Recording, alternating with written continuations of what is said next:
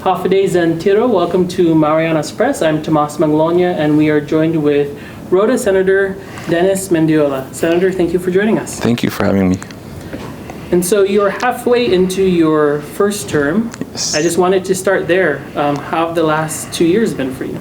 Well, it's a little bit of a challenge, only because we were a minority, and when you're in the minority block, you tend to not have the numbers, and it's a bit of a challenge when you're trying to push any idea or ideas, and but I'm excited for the 24th, so this should be a change.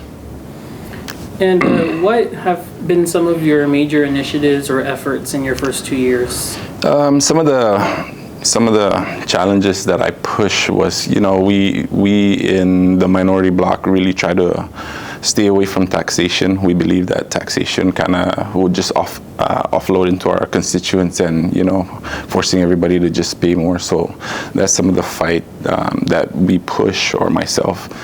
Another challenge that we try to stay away from or try to prevent is just increasing or reducing the hours in the government. But of course, given the state of the economy, we were kind of forced to, we really didn't have a choice. So we just had to go with whatever the executive branch pushed. I wanted to talk about Rota specifically. There's been a lot of talk, especially in this past election cycle, about the issues of Rota.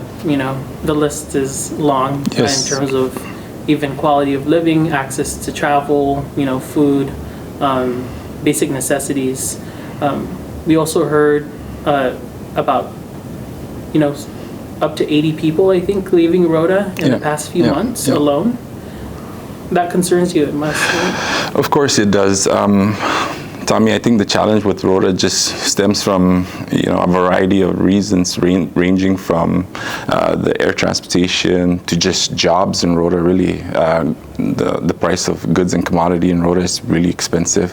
And after sitting in this seat and actually, trying to understand what really is the cause of a lot of this stuff is really just because we are so isolated, and it comes down to supply and demand. The population of the island is really small, so for us to have constant transportation and we don't really fill the aircraft, or for us to have variety of goods and commodity, it's challenging for stores to just maintain that with the little of revenue that they're generating out of that. The same goes for the shipping industry. We can't have a ship going to Rota daily and only one container a day, because the business entity will lose money. So some of the practices, or some of the things that have been done in the past, is just subsidies, helping the business entities through subsidies. But the problem is that we came into an era where the economy is challenged, and subsidy is kind of at a minimum now, just because we're just trying to sustain the government and making sure that we provide those basic services to our people. I'm sure you've spoken to at least a few of the people who decided to leave island. What are they telling you? What is the main reason? Is it the economy? Greener pasture in Rota. If you think about it, really the primary source of job really is just the government. There's no private sector there. There's not a large private sector there where you can just go from the public sector or the government to a private entity and get paid competitively. Education, we don't have the capacity to get a bachelor's degree, for example, in Rota. Some of these younger generation that are leaving the island are really just in search for higher education, and Rota is a little bit challenging that. What we try and talk people into is to try and come to Saipan and actually, pursue NMC. It's an accredited school. You're not too far from home, and I think that'll be a means for you to get a graduate degree or a bachelor's degree, for that matter. Other things that they look for is just really just having a job to support their families. Rota, if you're not working in the mayor's office, for example, then the chances of you having a job is, other than the school, is really very hard. So, yeah. And so, with all that being said, it's expected that in the next Senate, you will be the Senate President. Sure. It's been reported. It's been reported that Senator King Neighbors from Tinian will be the Vice President. Senator Donald Manglona from Rota will be the floor leader, and I think Senator Karina Magofnia is expected to be the secretary. I think the group has decided that Frank Cruz would be the legislative secretary, but the group did decide that it's going to be Dono, myself, and Senator Carl that are going to be the presiding officers of this 24th legislature. Senator Frank Cruz would be the legislative secretary to bring that, that longevity, that years of service, and, to kind of make sure that we stay in track in terms of our mission and, the fiduciary responsibility of the Senate. And of course, that's possible with the election of Senator-elect Ron Calvo. Absolutely. First, I wanted to get your comment on the outcome of that election. Everyone, might have been a little shocked that Senator Paul Manglona, who's served in the Senate for so long, didn't win his seat. But I mean, what was your reaction when you saw it? Senator Paul, I have really nothing bad to say. He's served for over 30 years. I think he's one of the longest serving senators, and I think he's done his time. Ron came in at a time where our people probably want to just see something different and something new. Ron was that guy that everybody saw. He's been contributing in the island, through some of his efforts in helping people with just the basic needs like yard cleaning, maintenance, right? He worked in the school. He has a lot of relationship with students and family or parents for that matter.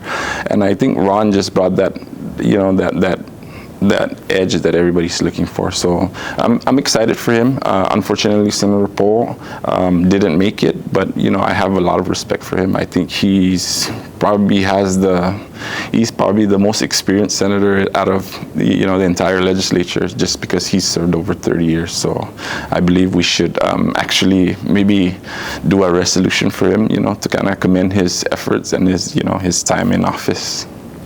Would you agree with me calling you the next generation of leaders coming in? Do Sure. you see it that way? Sure.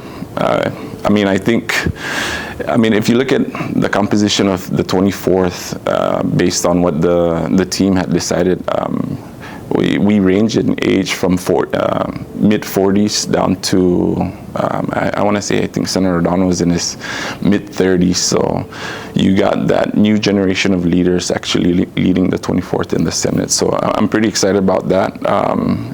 We have big shoes to fill. Because just being younger, I think we lack experience in terms of age, but I think through our education, Senator Carl has served in previous terms, so he's not new to this. Senator Donald used to be the congressman, so I used to be the representative for Rota, so he's not new to this. I think he knows what he's doing. We bring a new generation of leaders. And as the expected Senate President coming in, I did want to just give you a chance maybe to introduce yourself to those who might not necessarily have been following you, and what you've been doing on Rota. As the Senate President, you have a larger role in representing the CNMI Sure. now, even on the regional and national stage. And so, did you want to just share a little bit about yourself and Sure. your background coming in for those who might be here? I always say there's nothing really sexy behind my background, but I do want to say that my parents are Brian and Evelyn Mendiola. For those that don't know, my parents or my grandparents, Leo and Andrea Mendiola. My education, I got my undergrad in Guam in public administration. I actually got a minor in military science, focusing in leadership. I got my graduate online through American Military University. My focus again was public administration, and my capstone was human resources. I served for a little bit in the military, retired a captain. Of course, I didn't serve 20 years, but I went through some medical issue, and the Army decided to retire me. I guess I wasn't as hua as they wanted me to be, so they decided to retire me back in 2016. Came back to Rota. I served as the deputy commissioner, ascended to the commissioner seat, and before that, after that, I was the special assistant to Homeland Security. And then I ventured into running as a senator for the 1st Senatorial District. So that's kind of my background in a nutshell. So yeah, and now we're here. You're going to be sitting in that chair in a matter of weeks. Why do you want to be Senate President? I know part of it is Rota. It's Rota's turn in what they call the Gentleman's Agreement, yep, right? The yep. Senate seat transitions islands. But why did you want to become the next Senate President? For me, it's not necessarily that I want, right? It's more of what the group, the leadership want. It's a numbers game, right? Everybody understands that, you got to get the numbers to be able to sit in that seat or any of these seats, any of the officer position. But for me, I'm just excited to lead the group and bring that diversity and bring that inclusiveness and, work with everybody, and try and actually get to the bottom of some of these issues. There's been a lot of issues that, our constituents bring up to us in terms of what's going on, in the CNMI, and we want to make sure that we just address them, accordingly and make sure that there's no stone unturned.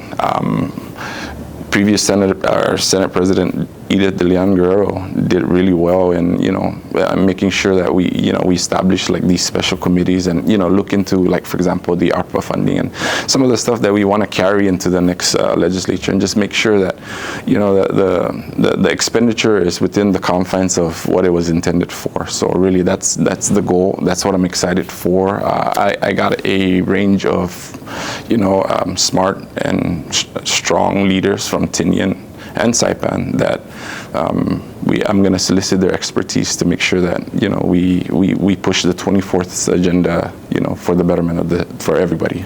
And speaking of outgoing Senate President De Leon Guerrero, I remember when I first interviewed her when she was elected Senate President, she emphasized that she wants to have working committees. Yeah. What's your approach with the committee assignments? Same way. One of the things that we heard in this legislature is, the disconnect maybe between the House and the Senate. One of the things that we're pushing, or I'm pushing with our group, is just to make sure that we have that communication in terms of bills and what's being pushed through, and making sure that we have an understanding whether we're supporting it or not. We make sure that we have that, that discourse, and make sure that we have an understanding as to why we're actually doing these, or we're pushing for these legislation. Again, everybody has a constituent, so the biggest consideration is making sure that our constituents are not impacted on these legislation. The outgoing Senate President also didn't hesitate to question the governor or the administration. ARPA was just one of them, right? Yep. And she even submitted her own FOIA and OGAs. Yep. What's your view of the current administration and working with them? Do you have already a working relationship with the? I do have a working relationship with the administration, and like the previous, like the Senate President, I'm actually gonna just do the same thing and make sure that if it's good, we're gonna help push it through. But if there's issues or concerns that we have, we're not afraid to stand up and actually tell the executive branch that this needs to be amended, or we can't push this. So that's my stand. But I do have a working relationship. The governor's been very open with me lately, filling me on some of his plans and some of his ideas to try and help the Commonwealth in the next legislature. So I'm excited about that. I wanted to get a sense, and I know you haven't even assumed the Senate seat yet, and we're going to see that unfold in a matter of weeks, but what your priority list is. Looking at the news, you have, issues with Star Marianas, a new company wanting, that QC. You have, CPA fees, utilities, right? That's especially a major issue. I think, probably one of the top issues for a lot of constituents. Going in, What is on your agenda? So the biggest is really economy. We can talk about all the issues in the cinema, but if we don't address the economy, no services is going to be provided at a level where it's supposed to be. So for me, we need to be a little bit more business friendly and work with the business entity, because they're the driving force of our economy. That's how we generate revenue in the cinema. It's all our business entity through their taxation, paying their taxes and all that. If we start just nitpicking our business entity on for example pivoting from the Chinese market, I don't see that as a good course of action, because when you're at a point where the economy is at an all-time low, any tourism is should be accepted for the purpose of growing our economy. So that's the biggest stance that our team or our leadership is going to focus on, is just how do we address this economy, and how do we push legislation that's going to generate revenue, so that we can make sure that our constituents we don't suffer another reduction in force, although it's still in the air, right, in terms of how much we're generating right now. I just saw in the paper that our occupancy is like 30% or even less maybe. So if we don't address that, then we're going to continue to see a reduction in our government, in terms of expenditure, in terms of services provided. So for us to ensure that we provide the services needed, we got to ensure that we work with the business entity and bring up our economy, and that's where we will start seeing better services for our people. I know some people look at the Senate and its composition with 9 of you sometimes also as a numbers game, right? I mean, that's how your caucus is going to decide the next officers. But I know in the past you've also said when the election's over, politics is over. Absolutely. So what's your approach with working with those across the aisle, the independents, the Democrats, who are not in the majority? There's not there's really elections over, so working with them is working with them. If they bring something to the table that we can push, then we would push that. Otherwise, I'm not afraid to stand our ground and make sure that it's not a political matter, or legislations that are being pushed is more of just to try and look good. Those are the stuff that we're concerned about. I know that I've reached across the aisle, even in the House, and I've spoke to some of these independent congresswomen, congressmen, and we have no problems working with them. They've expressed their willingness to work, and I've expressed my willingness to work with them, and that's going to be how the 24th is going to push the mission of the 24th forward. All right, that's all the questions I had. Was there anything else you want the people to know? No, thank you, Tommy, for having me again. This is probably my 3rd interview with you. It's been. I feel like you're just following me, which is fine. I think our people deserve to hear where we stand and what's our priorities moving forward. And I'm going to be completely honest that I'm excited for the 24th. Again, nothing's final until we get inaugurated and that vote is rendered. So until then, all of these discussions that we're having in terms of our caucus leadership roles and all that, it's still up in the air. We have not finalized anything. There's still positions, for example, there's still committees that we're still kind of deliberating on, and the team are still kind of taking their time to make sure that the decision is best suited for the 24th. So again, my leadership would be, it's a team effort, it's a numbers game, so we got to make sure that we address everybody's concern accordingly. Thank you for having me. Thank you for having this interview, Tommy. All right, thank you, Senator Mendiola, and thank you for joining us. You can follow the latest headlines on marianaspress.com.